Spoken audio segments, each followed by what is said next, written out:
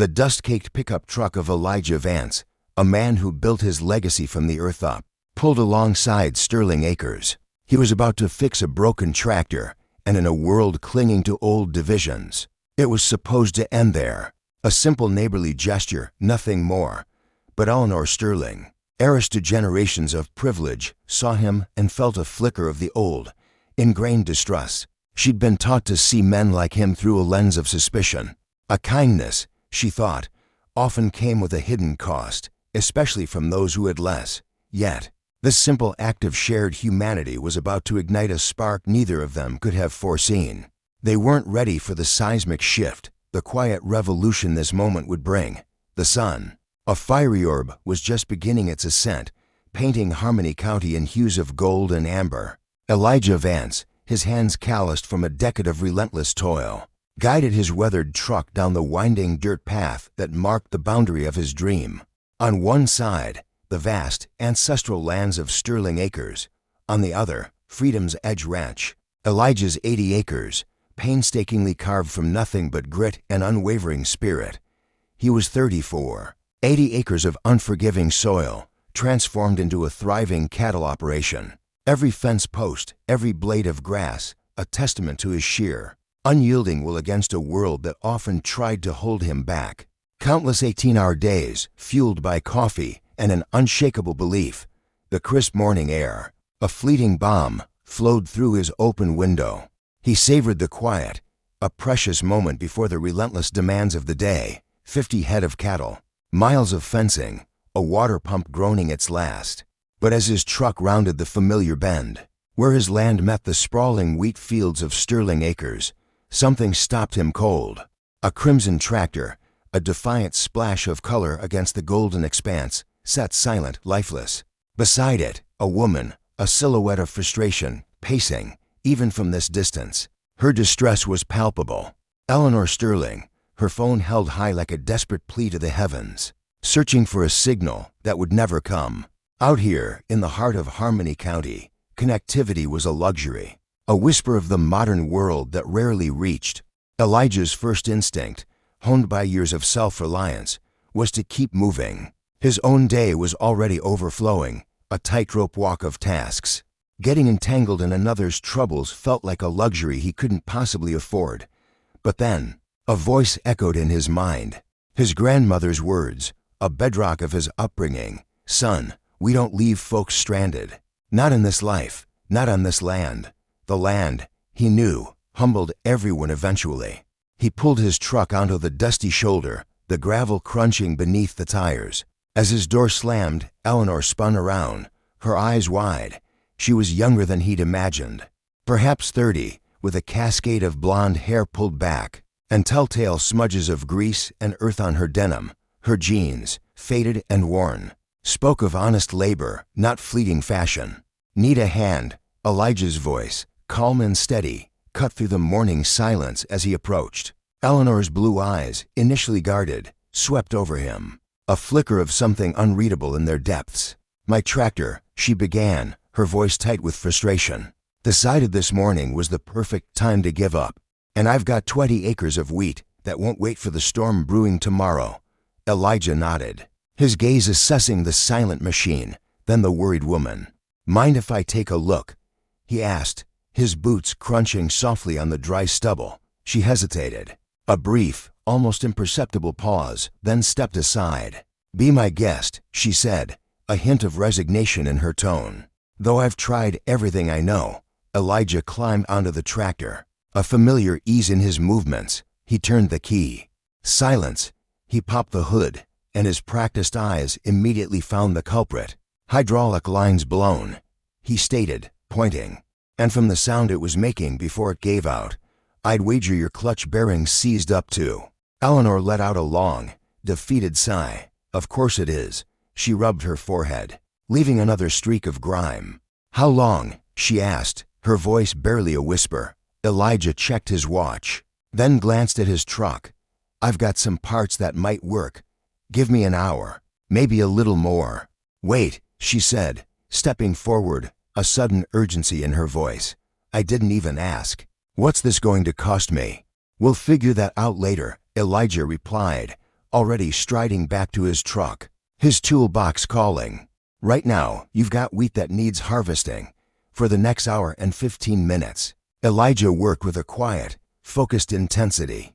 Occasionally, he'd ask Eleanor to pass a wrench or hold a flashlight. She watched him, her initial wariness slowly replaced by a surprising fascination. Most people grew restless, bored by the intricate dance of gears and oil. But Eleanor asked questions, genuine, probing questions that revealed a desire to understand. "You certainly know your way around machinery," she observed, as he tightened the final bolt on the new hydraulic line. "Grew up fixing everything we owned," Elijah said, wiping his hands. "When you run a ranch on a tight budget, you learn to be your own mechanic. Or you go broke paying others. You're a rancher?" she asked, her gaze drifting towards the direction he'd come from. "That's your place over there." Elijah nodded, wiping grease from his hands with a rag. 80 acres, just past that fence line. Freedom's Edge Ranch. Been building it for 10 years now. "I'm Eleanor," she said, extending her hand, a sudden, decisive gesture. "I own Sterling Acres." Elijah took her hand, surprised by the firm, honest grip. "Elijah, pleasure to meet you. I thought old Mr. Sterling still owned this place." "He was my father," Eleanor said, her voice softening. "Passed 2 years ago, left me the farm." "I'm sorry for your loss," Elijah said, and he truly meant it. He'd heard the whispers through the local grapevine, but hadn't known about a daughter. Eleanor nodded her thanks, then gestured at the tractor. "Give it a try." Elijah climbed back up, turned the key. The engine roared to life, a powerful, steady hum. He let it run, listening, checking for any false notes. Then he shut it down, climbed off. "Should get you through harvest," he said. "But you'll want a full service after that. That clutch won't last forever." Eleanor pulled out her phone, then remembered. "No signal," she murmured. "Come back to the house. I need to pay you. And I want your contact information."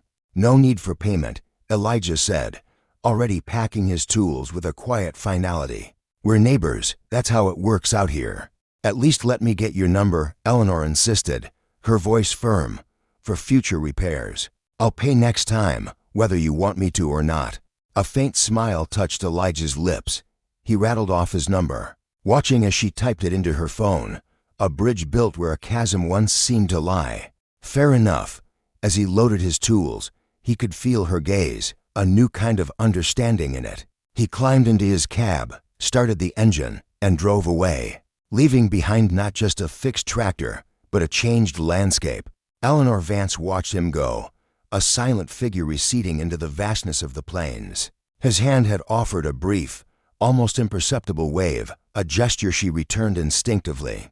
His truck, a relic compared to her fleet, rumbled down the dusty road, his mind already on the hard-won legacy of Stonehaven Ranch. Behind him, Eleanor stood alone amidst the golden expanse of Vance Estates, a sprawling empire of innovation and profit.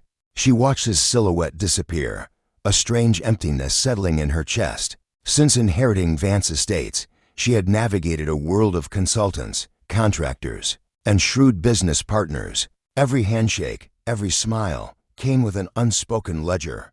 But she couldn't recall the last time someone had offered help, without immediately calculating the return, the leverage, the advantage. Her gaze fell to her phone, the contact information for Elijah Stone, Eli, now saved. A name etched into her memory, not just her device.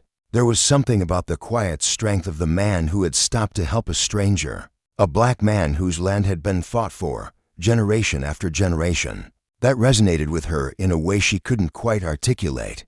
It was a dignity that transcended wealth. She turned back to her waiting tractor, a small, unbidden smile playing on her lips. Eleanor had always prided herself on being practical, ruthless even. Vance Estates hadn't become a multi-million-dollar operation through sentimentality or impulsive acts. It was built on logic, efficiency, and a relentless pursuit of progress. Yet, 3 days after the unexpected tractor incident, she found herself driving past Stonehaven Ranch for the 3rd time that week. She slowed, catching a glimpse of the property. Stonehaven was smaller, far less manicured than Vance Estates, a stark contrast to her gleaming greenhouses. But even from the road, She could see the profound care etched into every detail. The fences, though weathered, stood straight and true, a testament to enduring labor. The pastures, though lean, were vibrant, and the cattle, though few, looked healthy and content.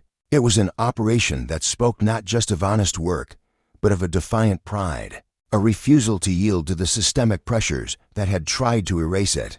She told herself it was merely neighborly duty when she pulled up to his gate the following Saturday. In her hands, a basket of fresh vegetables from Vance Estates, heirloom tomatoes, crisp cucumbers, sweet corn, the kind of organic produce that had made her farm a household name.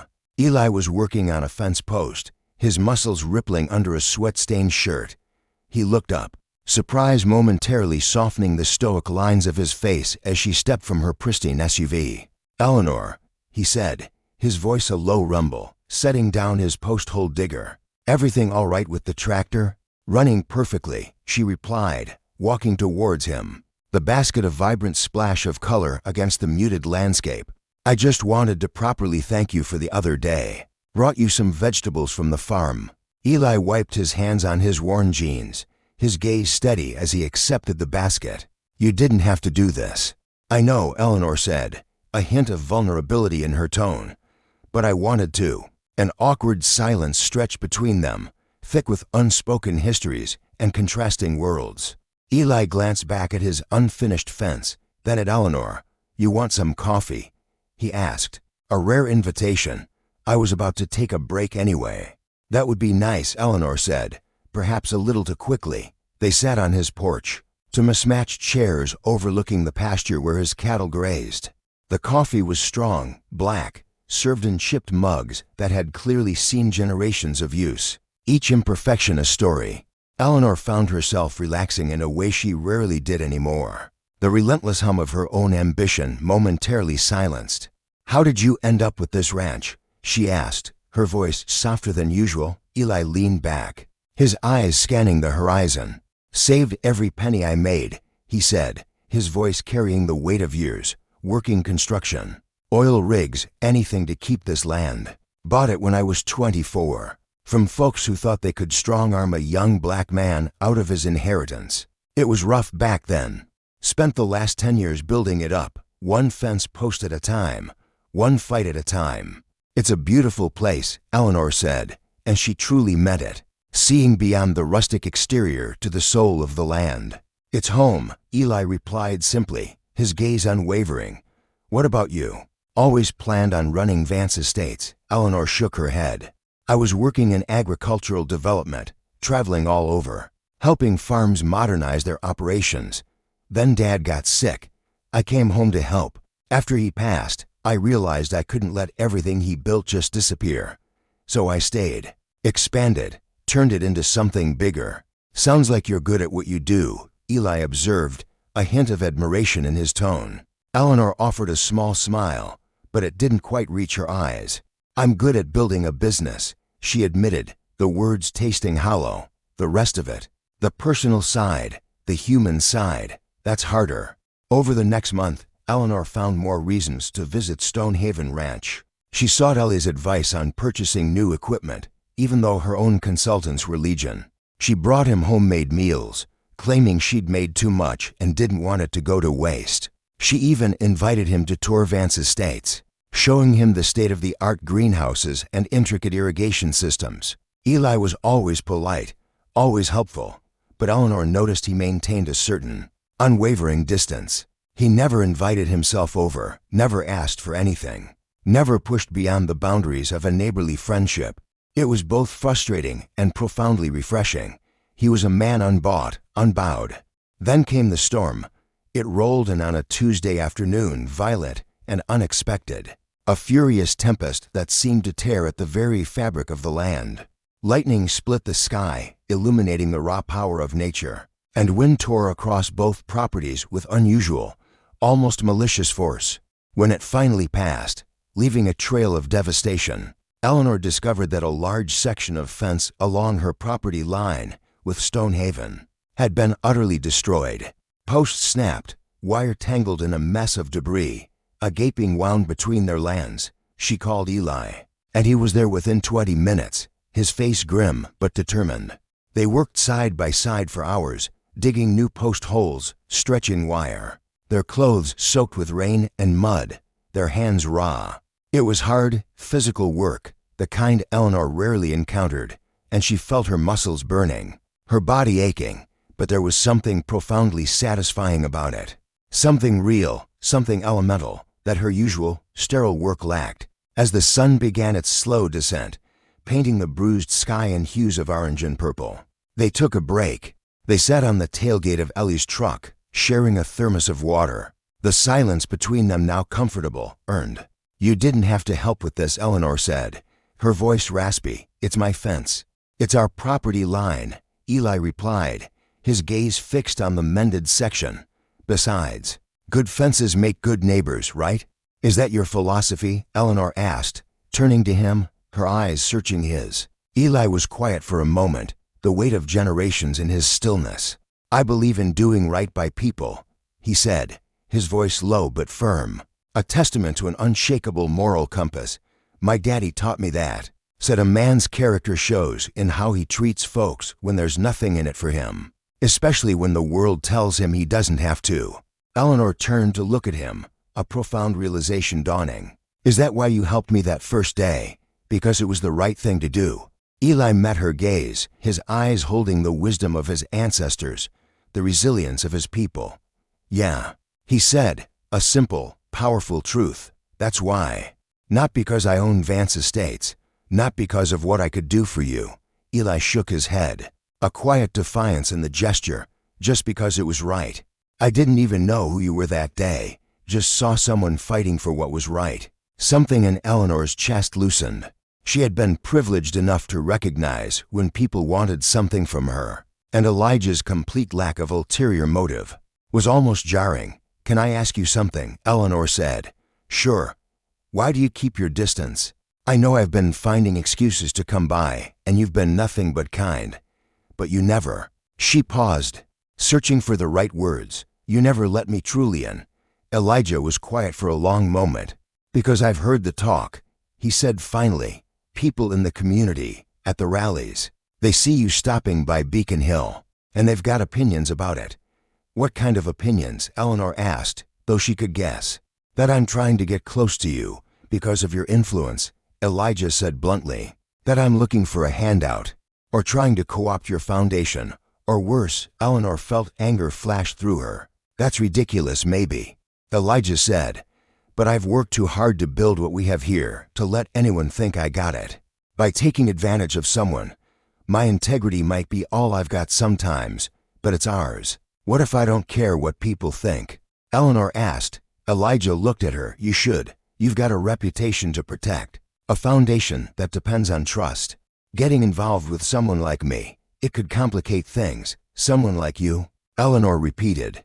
"You mean someone who fights tirelessly, treats everyone with dignity, and doesn't want anything from me, except maybe a true ally?" Elijah didn't answer. "Because that's what I see," Eleanor continued. "I've had consultants try to overbill me, board members who wanted access to my contacts, even politicians who used my name to attract voters. Behind my back, you know what you've asked me for in the months I've known you? Nothing. Not a single thing." "Eleanor," Elijah started, but she cut him off. "I can't stop thinking about you," she said, the words tumbling out. "Since that first day you stood up for those families, you ignited something in me. I haven't been able to get you out of my head. And I know that probably sounds crazy, but it's the truth." Elijah stared at her, something unreadable in his expression. Before he could respond, Eleanor's phone rang. She glanced at the screen inside. "It's my operations director. I have to take this." She walked away to answer the call, leaving Elijah sitting alone on the park bench. When she returned 10 minutes later, her expression was troubled. "Problem?" Elijah asked. "Our mobile legal clinic just broke down. The repair company I use can't get someone out here for 2 weeks. We've got families who need immediate representation, or they're gonna lose their homes." "What about other repair companies? They're all backed up this time of year. Everyone is stretched thin." Elijah was quiet for a moment. Then he slid off the bench. "Come on." "Where are we going?" Eleanor asked. "To look at your clinic's lifeline." Elijah said, "I might not run an operation as big as yours, but I know how to get things done on the ground, Elijah." "You don't have to," Elijah interrupted gently. "I know I don't have to, but I'm going to anyway, because that's what solidarity looks like, isn't it?" For 3 days straight, Elijah worked on the mobile clinic. He arrived at dawn and did not leave until well after dark, only taking breaks to check on his own community projects and grab quick meals. Eleanor worked alongside him when she could, handing him tools, holding lights, and coordinating community support around his repairs. On the third night, covered in grime and exhausted, they finally got the clinic running. The engine roared to life, and Eleanor let out a whoop of relief. Without thinking, she threw her arms around Elijah. He stiffened for just a moment, then hugged her back. "Thank you," she said into his shoulder. "You saved us. You saved hope." When she pulled back, they were standing closer than they ever had before. The streetlights cast shadows across Elijah's face, and Eleanor could see the exhaustion there, but also something else, something that made her heart beat faster. "Why did you do this?" she asked quietly. "After what you said about keeping your distance, about protecting your integrity, why did you spend 3 days fixing our equipment?" Elijah looked down at his grease-stained hands. "Because you were right," he said, "about what you said the other day. I have been letting fear and pride get in the way of something real." He met her eyes. "I have been alone a long time, Eleanor. Built my whole life around being independent, not needing anyone, proving we could make it on our own. And we did, but somewhere along the way, I forgot that being independent does not mean you have to be alone." "I am scared to," Eleanor admitted. "Every relationship I have had since I inherited this foundation has been about what I could do for someone, what they could get from me. I am terrified of making that mistake again." "I cannot promise people will not talk," Elijah said, "and I cannot promise this will be easy. You've got a foundation, a platform. I've got a community fighting for its very soul, and a dream that's always going to be there." Eleanor stepped closer. "You know what I see when I look at your community fighting for its soul? I see resilience forged in fire. I see someone who built something real from nothing. Someone who does not take shortcuts, who treats his people with respect, who helps his neighbors without expecting anything in return. That's worth more to me than any endowment." She reached for his hand. "I do not need someone to match my privilege, Elijah. I need someone who sees me as more than just the owner of a foundation, someone who treats me like an equal in this struggle, even when our situations are not equal. That's you. And what about your board members, your donors, all the establishment who are going to question this?" "Let them question," Elijah said, his voice a low rumble. Serafina stood her ground, eyes blazing. "I have spent years running Heritage Acres, the way everyone else dictated, making decisions based on optics, on what preserved a fragile image, on what was expected of me. And you know what? I've been suffocating." She gripped his hand, her touch electric. "You, Elijah, you make me feel alive. You challenge me, you see me, you respect me, and you ask for nothing but my presence. That, in this world, is a rare, precious thing. That is worth fighting for." Elijah was silent for a long, weighted moment, the air thick with unspoken truths. Serafina held her breath. Then, a slow, genuine smile spread across his face, transforming it. "I have conditions," he said, his gaze unwavering. "If we do this, we do it right. I won't take a dime from you. I won't ask you to invest in Freedom Fields, and I won't live off your legacy. What I've built, I built with my own hands against every barrier. And that doesn't change. I wouldn't have it any other way," Serafina affirmed, her own resolve hardening. "And I have a condition too. You respect that I do not need rescuing. I am perfectly capable of running my land. We are partners, equals, or this does not work." "Deal, deal," Elijah echoed, his eyes locking with hers. He leaned down, a silent promise in his touch, and kissed her. It was gentle, reverent, as if she were the most precious thing he had ever encountered. When they finally pulled apart, Serafina's smile was wider, freer than it had been in years. 6 months flowed like a river, carrying away the old, ushering in the new. Elijah and Serafina forged something neither had dared to dream of. A bond built on unshakable respect and profound affection, They faced the whispers, the pointed stares at the general store, the hushed conversations that died the moment they entered a room together. Elijah's freedom fields continued to flourish. Through sheer grit and undeniable acumen, he secured a loan from a bank in a distant town, a bank that, for once, saw past the color of his skin to the undeniable strength of his business plan. He used it to expand his herd, to invest in the future he was building. Serafina connected him with her network of organic buyers, not as a handout, but as a strategic introduction between two formidable entrepreneurs. Heritage Acres thrived anew. Serafina found herself revitalized, making bolder decisions, trusting her own powerful instincts, having someone who believed in her, without seeking to control or diminish her, had unlocked a dormant strength within. They created an informal alliance, sharing specialized equipment, exchanging invaluable knowledge about sustainable farming, and occasionally lending a hand on each other's land during the demanding harvest seasons. Yet, they fiercely maintained their independence, each a pillar of their own operation, each standing tall on their own hard-won ground. On a warm, late summer evening, they stood together in the vast field, the very spot where their paths had first collided, beside that iconic red tractor. The wheat had long been harvested, leaving the land golden and serene. In the fading light, "You know what I realized?" Serafina mused, leaning against the tractor's weathered frame. "What's that?" Elijah asked, standing close beside her. "That morning when this old tractor broke down, I thought it was the absolute worst timing. I was drowning in stress, behind schedule, terrified of everything that could go wrong." She turned to him, her eyes shining. "Turns out, it was the best thing that ever happened to me. To us." Elijah smiled, a deep, knowing warmth in his gaze, and pulled her gently into his embrace. "Funny how fate works sometimes," he murmured. They stood there, silent, as the sun dipped below the horizon, painting their neighboring lands in hues of fire and gold. Two souls who had discovered something profoundly rare in a world often defined by superficiality and transaction. They had found a genuine connection, forged in the fires of respect and unwavering equality, not born of need or advantage. The land stretched out around them, ancient and enduring, a silent testament that some things mattered infinitely more than acres or dollars. Things like integrity, partnership, and finding someone who saw you, truly saw you, for the powerful, resilient spirit you were. In the end, that was worth more than all the farmland in the deep south. And as the last light faded, and the first stars began to pierce the velvet sky, Elijah and Serafina headed home, together, ready to face whatever came next, side by side, as equals.